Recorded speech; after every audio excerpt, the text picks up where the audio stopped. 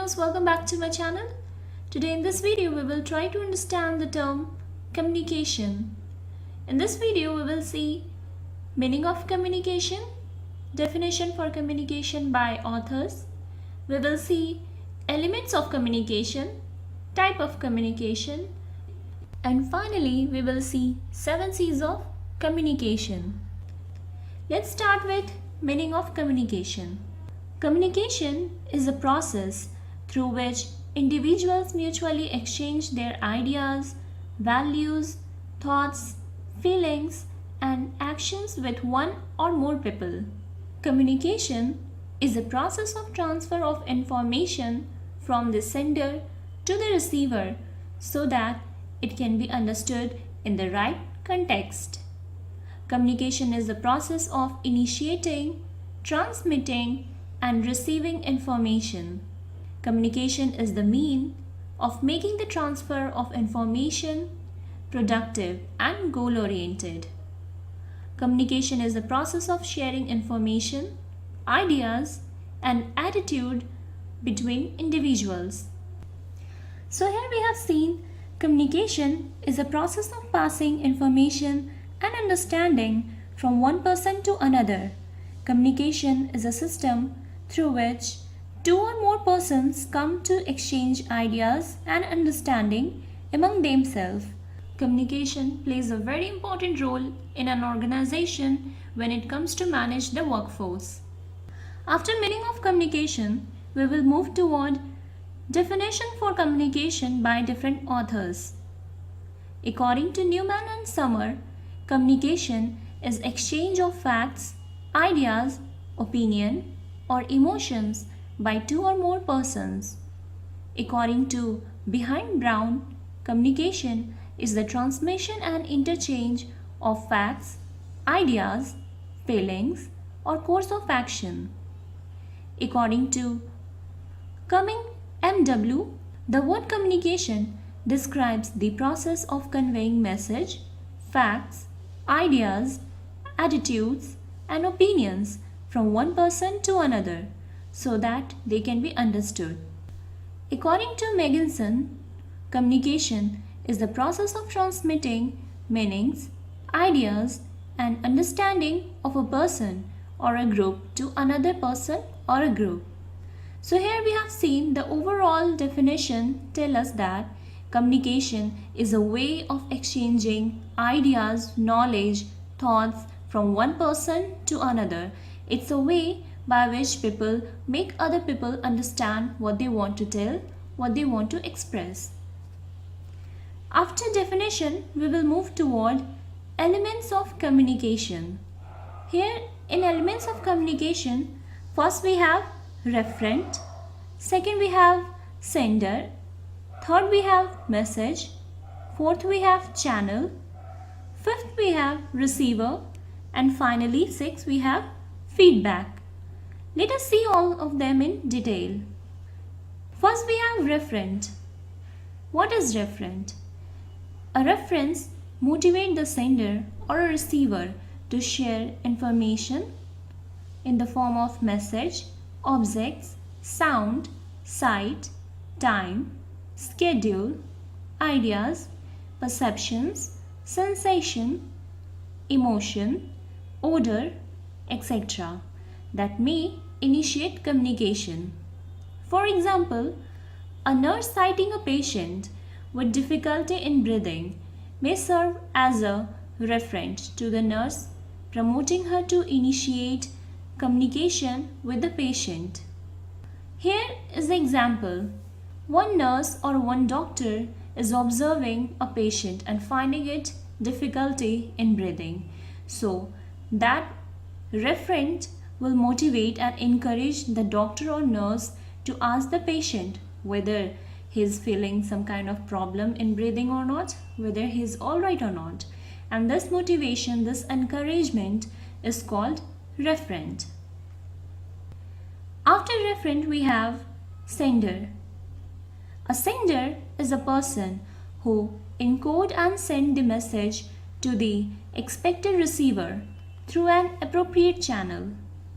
A sender is the source of message that is generated to deliver the receiver message after appropriate stimulus from the reference. In simple word, we can say sender is the first source which is responsible for sending the message. The person who want to ask something or who want to share something with someone is known as sender.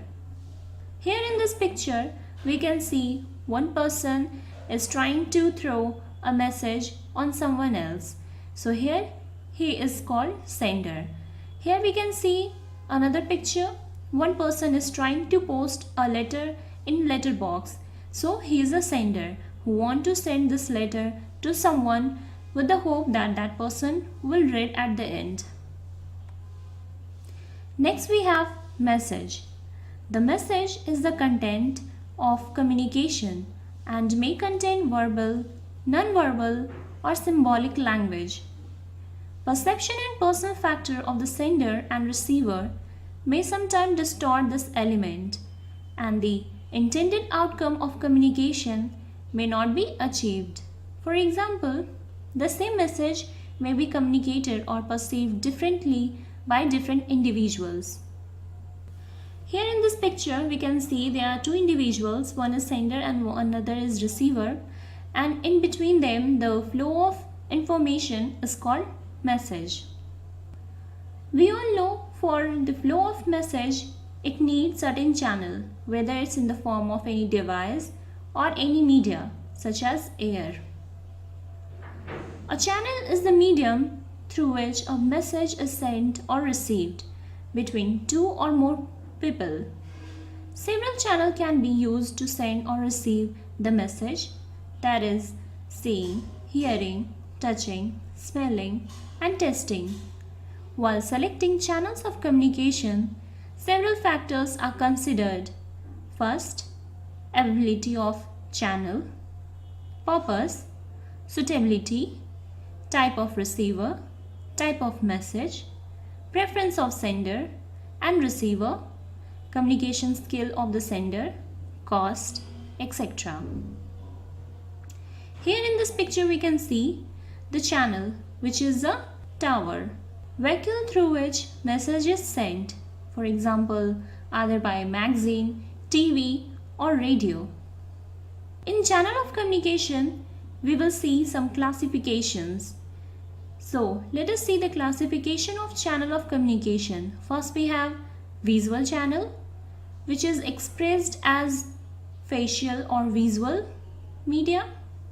For example, facial expression, body language, posture, gesture, picture and written word, electronic mails, mass media, etc. Second, we have auditory channel. It is the channel through which we hear something. For example, spoken words, sound, telephone or mobile communications, delivering audio content either by radio, voicemail, etc. Third, we have tactile channel, which is touch sensation. Fourth, we have combined channel. Combined channel is the combination of audio as well as video. Here we see and hear at the same time while receiving the message. For example, audio-visual media, consoling a person with touch and spoken words, etc. Next element of communication we have receiver. A receiver is an individual or a group of individuals intended to receive, decode and interpret the message sent by the sender or source of message. Receiver is also known as decoder. Receiver is expected to have the ability and skills to receive, decode and interpret the message. Here in this picture, we can see the person who is speaking is called sender and the person who is listening, the sender's word, is receiver. And finally the element come feedback. Feedback is the last stage which shows finally the message is received by the receiver and receiver has given the feedback in the form of either words or any sign or any gesture. Feedback is the return message sent by the receiver to the sender. It is the most essential element of communication process as it shows that the receiver has understood the primary message sent by the sender and the communication process is now considered complete. A successful communication must be a two-way process where the sender sends the message and receiver give a feedback to the sender. This feedback will be verbal and non-verbal. Here we can see some of the examples of feedback, either by disliking, either by smile, either by giving no emotion, either by going sad expression, either by giving a thumbs up which shows that okay, it's good, we have understood. Okay, so these are the examples of feedback. Now after elements of communication, we will move toward type of communication. Basically, we have four types of communication. First, based on means of delivering the message. Under this, we will see verbal communication and non-verbal communication. Then after this, it comes based on purpose of communication. In this, we will see formal communication, informal communication, therapeutic communication. Next, we have based on levels of communication. Under this, we will see interpersonal communication, interpersonal communication, transpersonal communication, small group communication, public communication, organizational communication. Fourth, we have based on pattern of communication. In this, we will see one-way communication, two-way communication, many-to-one communication. Let us see all this type in detail. First, we will start with communication based on means of delivering the message. Here we will see first verbal communication. What is verbal communication? It occurs through the medium of spoken or written. A communication of several words is used and each word convey a special meaning. Some important elements of verbal communication are language, vocabulary, clarity, intonation, consciousness, preciseness, brevity, comprehension, timing, and relevance. Here we will see some example of verbal communication, spoken words by individual or in a group by individuals. There are certain type of verbal communication. First, spoken word or spoken communication, which is in the form of words, in the form of audio. Here people hear the words. Second, we have written communication. In this, communication is done by writing a letter or a note or by any other media in the form of written words. Third, we have telecommunication. In this, people talk on phone and send the message and transfer the information.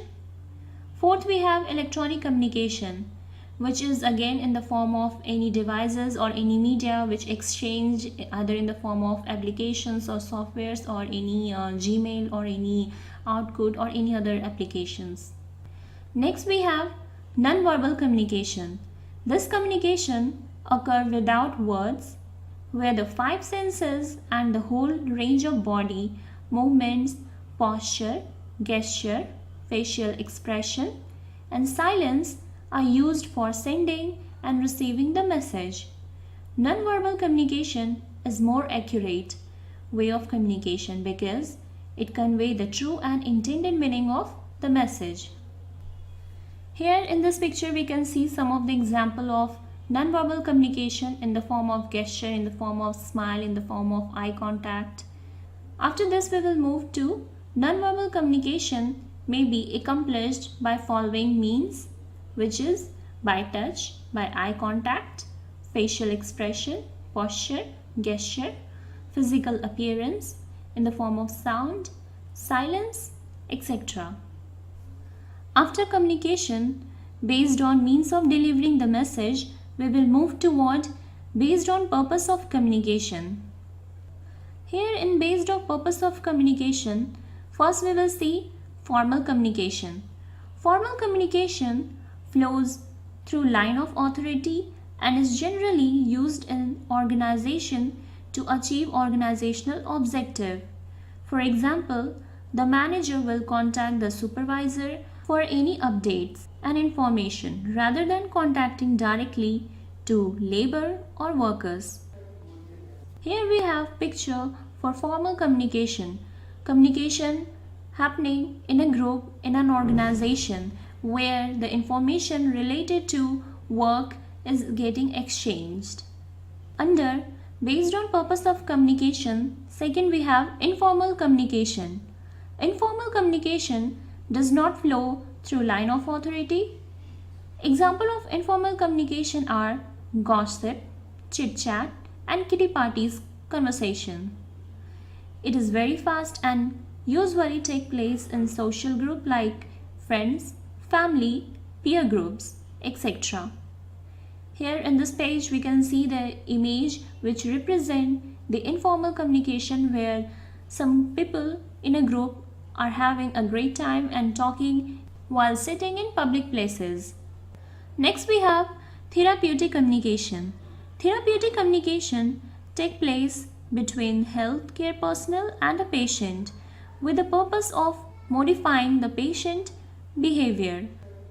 This is accomplished with repeated interaction, usually certain attributes such as trust, empathy, tenderness, concern, and non-judgmental attitude. Here we can see in this picture one doctor is trying to motivate a patient and saying everything will be alright at the end, no need to worry. Though the doctor know that the patient have no chances for survival, but still she is giving a fake hope just to motivate and just to encourage and make the person happy. Next type of communication we have based on levels of communication. In this we will see first intrapersonal communication. It takes place within an individual. We may also say it's a self-talk. Here in this person talk by themselves and try to get the answers. It is crucial because it provides a person with an opportunity to assess self or a situation before acting on it, ultimately affecting the person's behavior. Sometimes it has been happened that we talk to ourselves and we try to get the answer. We say, okay, we should do this or not, we should ask this person this question or not. So this kind of conversation which we make by our own self, this is called intrapersonal communication. In this picture we can see a person is trying to talk to himself, a person is trying to get the answer in his mind by himself, and he's not asking or he's not talking to other person, but he's talking to himself to get the answers. Second we have interpersonal communication. It takes place when two or more people interact and exchange message or ideas. This is also one of the most common form of communication in our daily life. Interpersonal communication may further categorized into assertive and non-assertive and aggressive communication. Let us see the image. Here two persons are talking and trying to exchange the ideas and views. So when it comes to exchange the ideas more than two individuals, so it is interpersonal. But when it comes to talk and get the ideas by our own self, it is intrapersonal. Next we have transpersonal communication. It takes place within a person's spiritual domain. The purpose of transpersonal communication is to realize selfhood, enhance spirituality, and answer questions that are equal in nature. For example, whenever our parents make wishes or pray for us and say, I wish my son and daughter get a good future, please God show him the right path, or they just talk good and they just make the wishes and do the prayer with the God, this kind of conversation is called transpersonal communication. Next we have small group communication. Communication among three or more persons in a group is called small group communication. Here in this pic we can see three ladies are sharing information and talking casually while sitting at home is an example of small group communication. Next we have public communication. Public is generally defined as a large group of people. Communication with such a large group of people is known as public communication. Let us see the public communication example. When a politician convey or talk among the public is an example of public communication, or when a singer is singing among the public and talking to the public is a kind of public communication, is an example of public communication. Next we have organizational communication.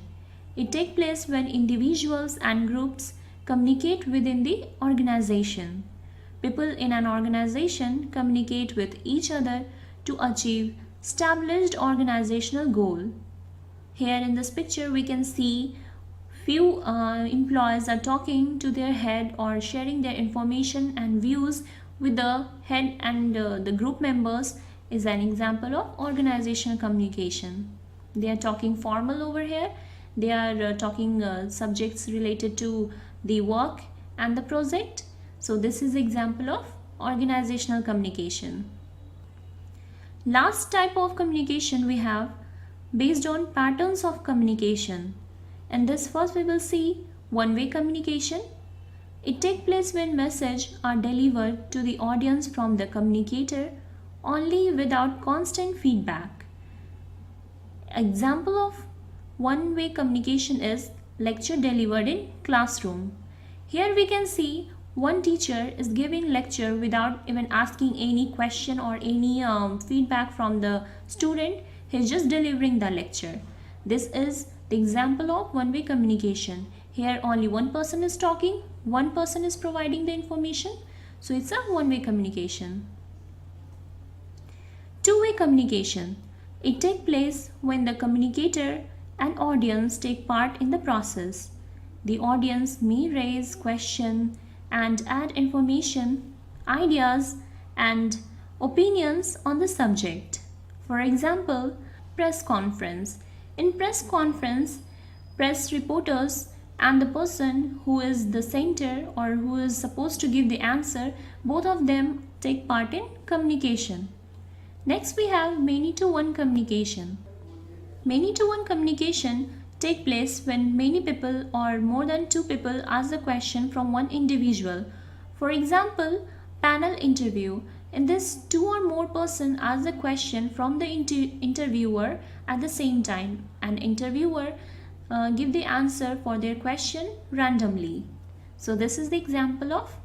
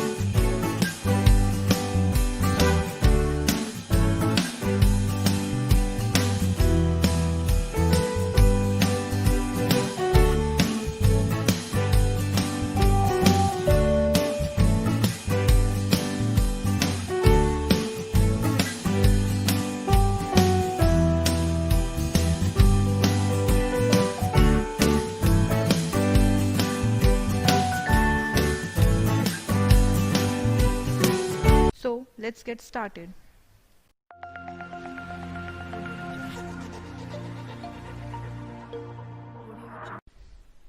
First of all, we'll understand the term communication. Communication implies the act of exchanging thoughts, ideas, news, views, and any other kind of information with another person or with people, either verbally or non-verbally. Verbal communication is one in which we use words, oral or written, whereas in non-verbal communication we use gestures, postures, body movements, and any other signs to communicate what we want to say to another person. Next, we have two forms of communication: formal communication and informal communication. Formal communication is one whose flow is decided by the management itself, whereas informal communication exists side by side with the formal communication in an organization. Now we'll understand the term formal communication. Formal communication refers to a communication which passes through predefined channels. These channels are decided by the organization itself. It is also known as official communication. It is used to assign tasks, duties to the subordinates, and also to establish targets, delegating authority, and so forth. Now we'll get into the types of formal communication. There are four types of formal communication. Downward communication.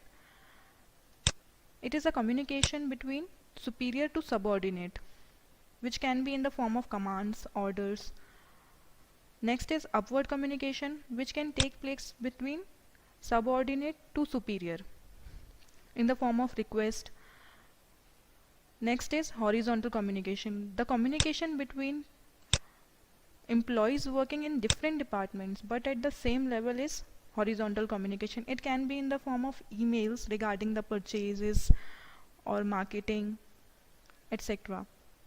Last is diagonal communication, when employees working at two different departments and at two different levels, the communication takes place between them is known as diagonal communication. Informal communication. As the people working in the organization usually interact with each other about their personal life, professional life, share their feelings, and get into the casual discussions, this type of communication is known as informal communication. Informal communication is one that does not follow any lines of communication and moves freely in all the directions. It is also known as grapevine communication. There are four types of informal communication, that is single strand chain, probability chain, cluster chain, and gossip chain. Difference between formal and informal communication. As we have already discussed in the definition, formal communication passes through predefined channels which is decided by the organization itself. On the other hand, informal communication moves freely in all the directions. Formal communication is an official communication because the flow is decided by the management of the organization. On the other hand, informal communication is a non-official one because the flow is not decided by the organization and it arises out of the urge of people to talk. When it comes to secrecy, the secrecy can be maintained easily in formal communication because it passes through pre-decided steps. On the other hand, there is a difficulty in maintaining secrecy because the source of message is not known in informal communication. The process of formal communication is a bit time consuming one due to the long chain through which it passes. As against this, the informal communication is a quick process because the message can be conveyed to many people in one go. The greatest advantage of formal communication is that it is a reliable and systematic form of communication. On the other hand, in informal communication, the employees of the organization can discuss work-related issues which saves time and resources of the organization. Lastly, the disadvantage of formal communication is that the message can be distorted due to the long chain of communication. In informal communication, it leads to the spread of rumors, which is not good for the organization.